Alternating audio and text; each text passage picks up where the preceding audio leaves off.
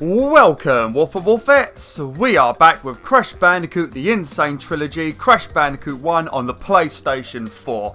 And we're going to be kicking things off with another level that I have to finish without dying. And that will be Lights Out. Now we need to finish this level without dying so we can get the purple gem. Now, the first section of this level, you've already seen it, it's pretty easy. But when we get near to the end, there's going to be a yellow gem platform that's going to take us to another bit. Now, I can't remember if that bit was difficult or not, but anyway, we're going to have to get through it without dying. Fingers crossed I can do it in one, because I don't understand it, you know, I don't understand it, WolfTheWolfettes. I had such trouble getting the red gem when I was playing this on my own, like off camera, you know. I had such trouble, but I did it on YouTube in about 15 minutes. Now, the yellow gem, which I did in the last video, I did that in about 2 tries off camera. Now on YouTube, it took me about 15. It was agony. I was recording for about an hour and I had to cut it all away into a 19-minute video. Oh, I hate it. I absolutely hate it. Right. I need to get used to playing Crash Bandicoot 1 again because I've been playing a lot of Crash Bandicoot 2. So there's a lot of different things in Crash 2. You know, you've got the ability to, what's it called? Skid, you know, and slide and all that good stuff. You also have the ability to slide and jump so you get a bit more distance and things like that. So I have to get used to just the basic jumping and running. Oh, we don't need to rush or anything. It's not a race. We just need to get through that. Dying. Did I get a checkpoint? Ah, shit. We're going to have to quit. Oh, dear. I don't like starting things off with a no-death run, you know. I like to get my fingers warmed up a little bit before I start doing stuff like this. But, you know. So what we're going to do, once we do this, hopefully I'll get it done today. I should do it. I should get through this pretty easily once I get the hang of it again. We're going to go back through all of the old levels and we're going to get all of the gems that I missed. All of the gems that required me to have the coloured gems. So we're going to go back and get all those gems. I'm also going to do a few of the levels that I randomly missed one box on for no reason, including the high road, a level I didn't want to do again. And then once we've done that, we're going to go and face Dr. Cortex, kill him, and then after that, we're going to go into the Great Hall and we're going to see the final true ending. Because you get one ending by defeating Cortex and then you get a second ending by collecting all of the gems. It's like that in all 3 Crash Bandicoot games. Oh my...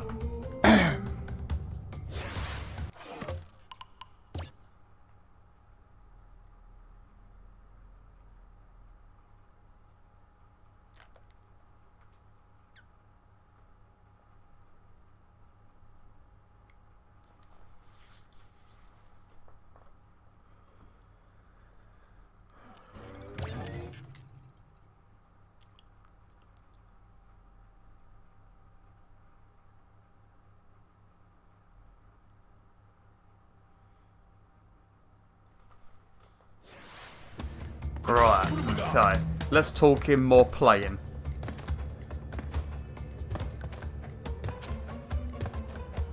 This always happens when I switch from Crash Bandicoot 2 to Crash Bandicoot 1. I thought it would be a little bit easier now because Crash Bandicoot 1 and 2 and 3, they all pretty much have the same controls. That's one of the main reasons why Crash Bandicoot 1 felt harder for a lot of people. Because they had the same physics that they had in Crash Bandicoot 3. So, I thought coming back would be easier this time as all of the games have got the same sort of, like, controls and stuff, but no. I'm having problems again. I think there's another one of these moving ones in front of me. Yeah.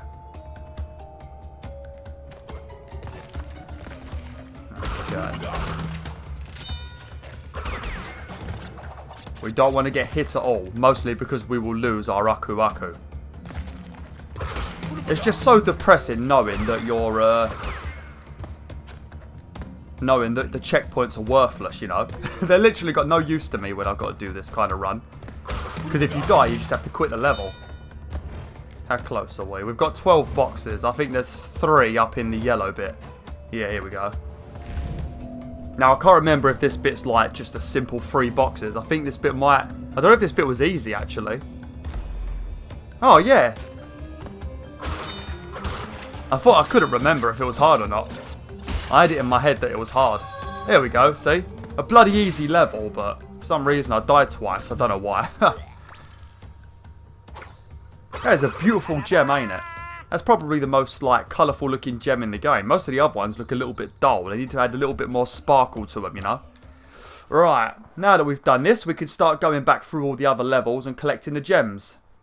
Obviously, if you guys get bored of this, let me know and I won't do it in Crash Bandicoot 2. Crash Bandicoot 2 is probably the easiest one for me because I know that game most of all. I think my most unknown game is Crash Bandicoot 3 because I never actually completed Crash Bandicoot 3 100%. I think I got all of the gems, but I had a lot of trouble finding the coloured gems. With Crash Bandicoot 2, I found a lot of the coloured gems purely by luck, you know. Because there is, finding the coloured gems in Crash Bandicoot 2, you have to do some stupid things, you know. When I do the playthrough, I'll show you guys. Thankfully, well, I say thankfully, I'm not really a fan of it, but there is actually a lot of, like... Right, we're going to start off here. There's actually a lot of hints in Crash Bandicoot 1, 2 and 3 and they sort of pretty much tell you how to get the coloured gems. I'm not sure if I'm a fan of that or not. I was hoping people would have to discover it the same way that I did. But you've got the internet anyway, so there's not really any need for hints. Because even if they didn't have the hints, people would just check online, wouldn't they? But yeah, I've never got all of the coloured gems in Crash Bandicoot 3. And I don't think I've got all of the normal gems either, because I'm pretty sure you need to get the coloured gems to get some of the normal gems. Because in Crash Bandicoot 2, most of the levels, the way you get the normal gems is by doing death routes. And I think there's a very few levels that require you to have the coloured gem, but the majority of like the second gems and stuff will be during death routes.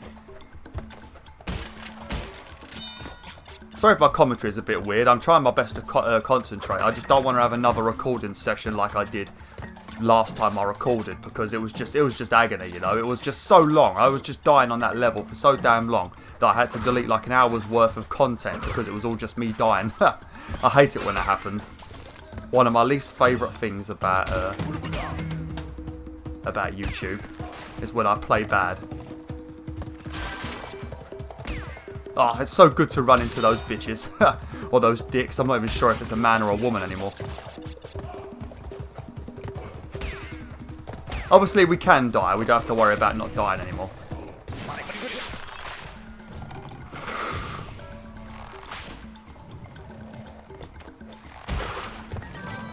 Okay. How are we doing with the boxes?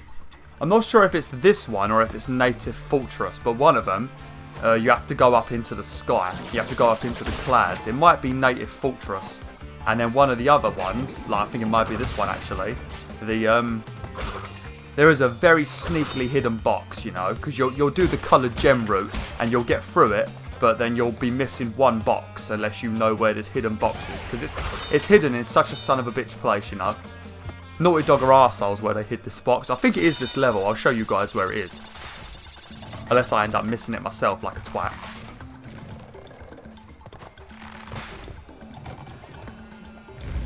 Yeah, I think it is this one. Yeah, it's in this level. The Native Fortress one leads you up into the clouds. But this level, it takes you to another annoying section of the game. And it's flipping terrible. A lot of dying in this bit. But the main thing is that one hidden box. But I've even got to have random boxes in the sky just to make it more annoying. Oh no! Oh shit! Fuck it!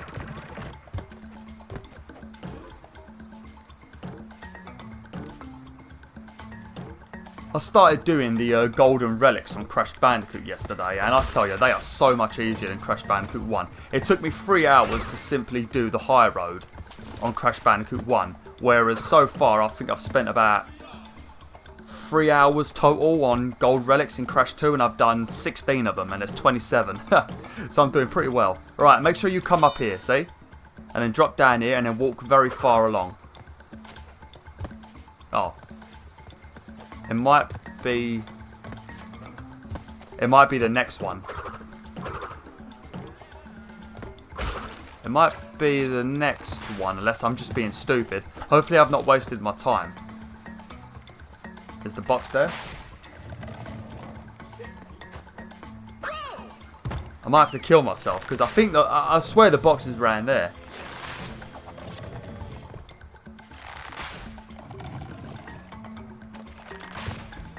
I just tried to skid like a twat then. I forgot I can't skid. The box is supposed to be behind there, but you have to walk along quite a bit. I'm not sure if it's like another one though. My sister's next to me watching me.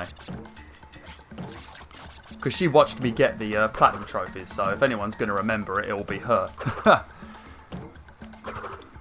Fuck off, right? Fuck, I'm getting annoyed. I'm getting so salty.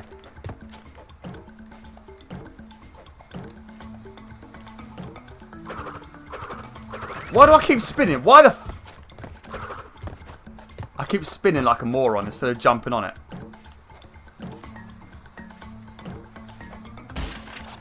There we go.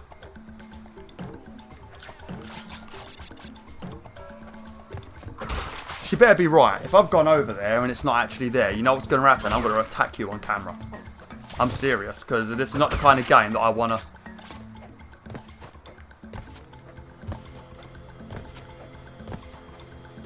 Oh, you gotta be kidding me!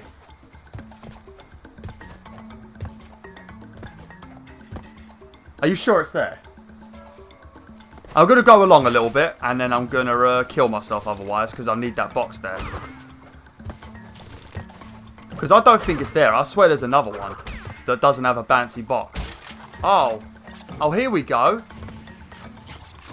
Oh. Oh. So it looks like my sister's a liar.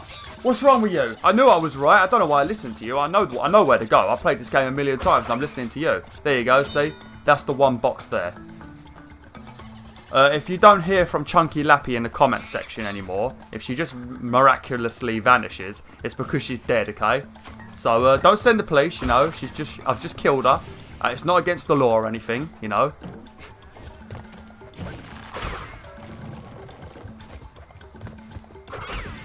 Go away, you stupid monkeys.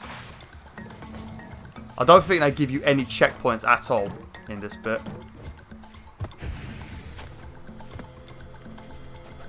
Because it's a pretty long bloody bit, this.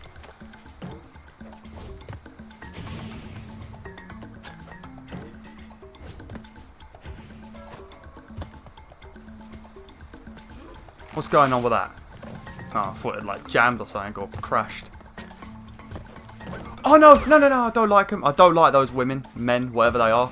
Tell me in the comments section what you think they are. I think they used to be women, but I swear they've switched them to men. I keep saying it, but I'm not 100% sure. Alright, how many boxes we got? Alright, so there should be 2 up here, I think. 2 health boxes, maybe. No. Well, there's a normal box there. So hopefully there's 1 up here. Otherwise I've missed the box. And if I've missed 1 box, I'm going to lose it. No, I think I saw it. No, there we go. There we go, lovely jubbly. Took a lot longer than it should have.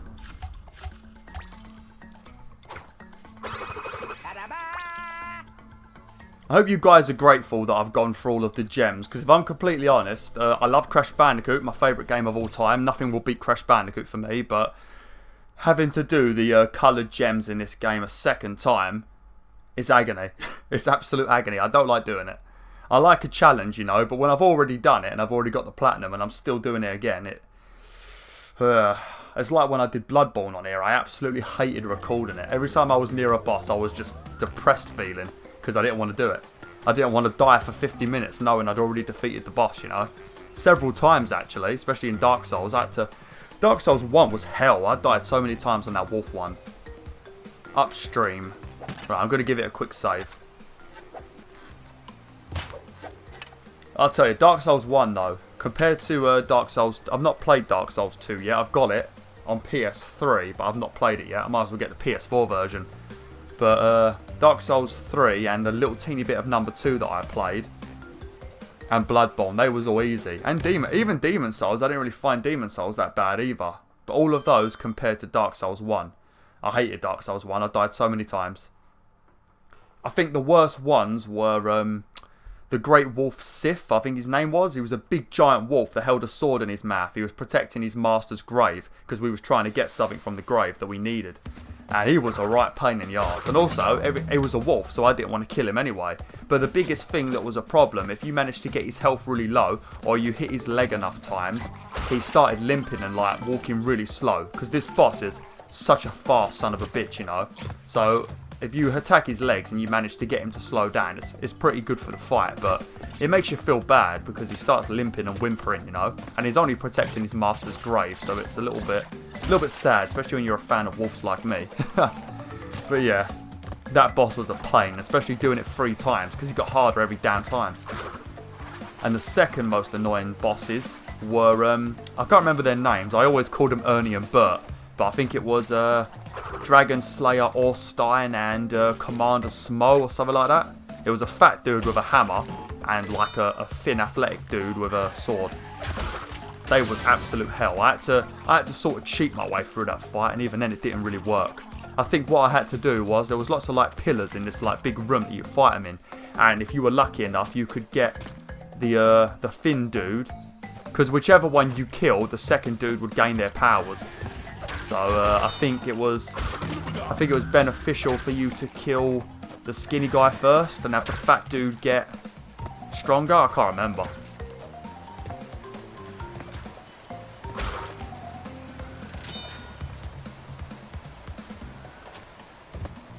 Should have probably got that checkpoint first. But yeah, I used to get the thin guy stuck behind one of the pillars, and all he would do was shoot lightning bolts at you. And then I would take down the fat guy and then quickly move on to him. That's how I used to do it. I'm not sure if that was a good strategy or not, but that's how I used to do it. But those bosses were right pains in the arse, especially having to do them a second and third time where everything gets harder.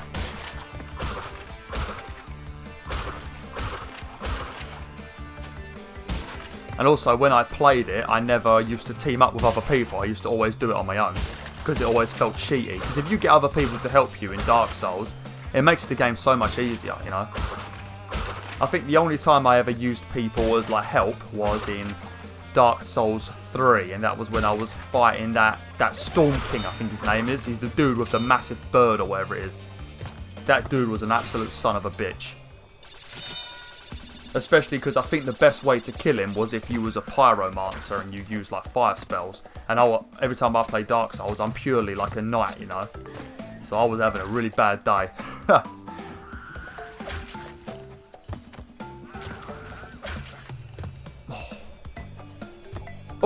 Shh. I didn't know it moved. I think there's 2 boxes up here. Yeah.